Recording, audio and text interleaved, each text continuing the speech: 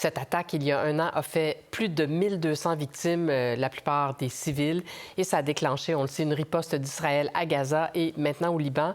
Aujourd'hui, là, un an plus tard, la justice internationale est-elle impuissante à poursuivre les personnes responsables de cette guerre?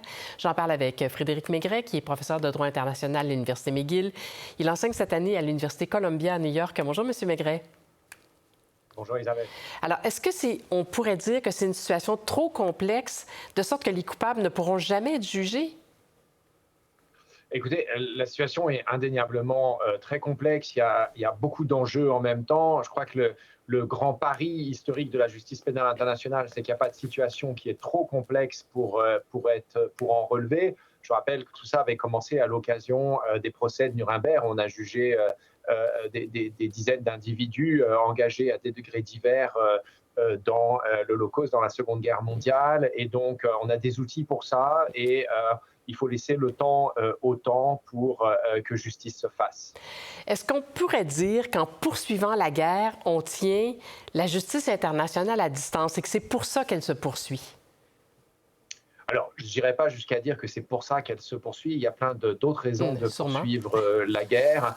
Et la fin de la guerre n'est d'ailleurs pas du tout une garantie qu'on fasse des progrès significatifs en matière de justice pénale internationale. Malgré tout, ce qui est vrai, c'est que c'est très difficile de faire des enquêtes en temps réel dans une situation de guerre. On n'a pas accès à toutes les informations, on ne peut pas faire des enquêtes sur place.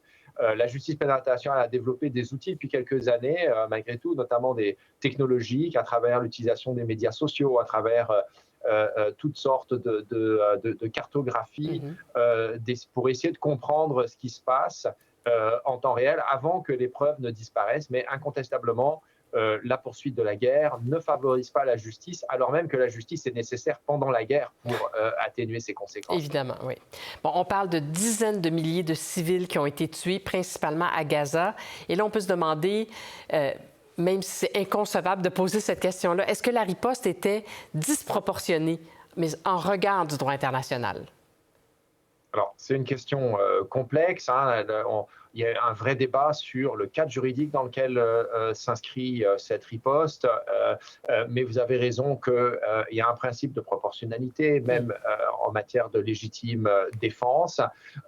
Donc, je dirais que effectivement, par rapport à un avantage militaire qui, à la marge, paraît de plus en plus élusif, si on ajoute des milliers de morts, il y a un moment où effectivement, c'est peut-être la meilleure manière d'analyser ce qui est problématique avec cette riposte. C'est non seulement le nombre de victimes, mais aussi la destruction complète de l'infrastructure de Gaza. Et je crois que c'est là-dessus que vont porter beaucoup de débats dans les années à venir. Et comment on les qualifie, ces crimes-là qui ont été commis? Ce sont des crimes de guerre, des crimes contre l'humanité, parce qu'on sait qu'il y a aussi des déplacements forcés. On a entravé l'aide humanitaire. Alors, comment on finit par les nommer? Il y a beaucoup de choses. J'aurais peut-être commencé par dire qu'on est le 7 octobre. Donc, il y a déjà, pour commencer, des crimes commis par le Hamas en Israël. Crimes de guerre si on considère qu'il y a effectivement un conflit armé. Crimes contre l'humanité. Peut-être un projet, en tous les cas, s'il avait été mené plus en avant, un projet quasi génocidaire.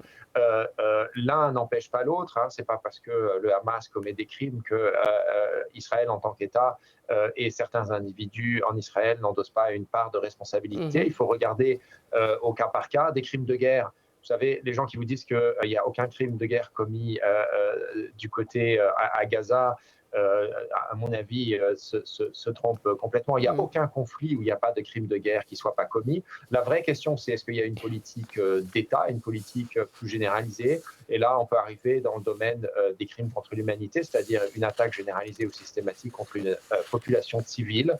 Il y a des indices qui permettent de le penser. On n'a pas encore de jugement là-dessus, mais c'est une des accusations de la Cour pénale internationale qui reprend pas d'ailleurs l'accusation de génocide, mais qui va jusqu'au crime contre l'humanité sur la base de preuves que le bureau du procureur a récoltées et il faudra voir ce qu'il en est. Mais bien sûr, l'absence d'accès à la nourriture, même si une partie de l'aide circule, mais dans des proportions tout à fait insuffisantes pour la population civile, peut permettre de penser notamment associé à des déclarations de dirigeants israéliens que la faim a été utilisée comme une arme de guerre, ce qui est interdit par les conventions de Genève. Absolument. Bon, alors on n'en est pas rendu là, mais éventuellement, quand il y aura des procureurs qui pourront procéder dans cette affaire, assurément qu'on se reparlera. Frédéric Maigret, merci beaucoup de nous avoir parlé. Merci Isabelle. Au revoir. Pour voir nos émissions en entier, rendez-vous sur la chaîne Ici RDI.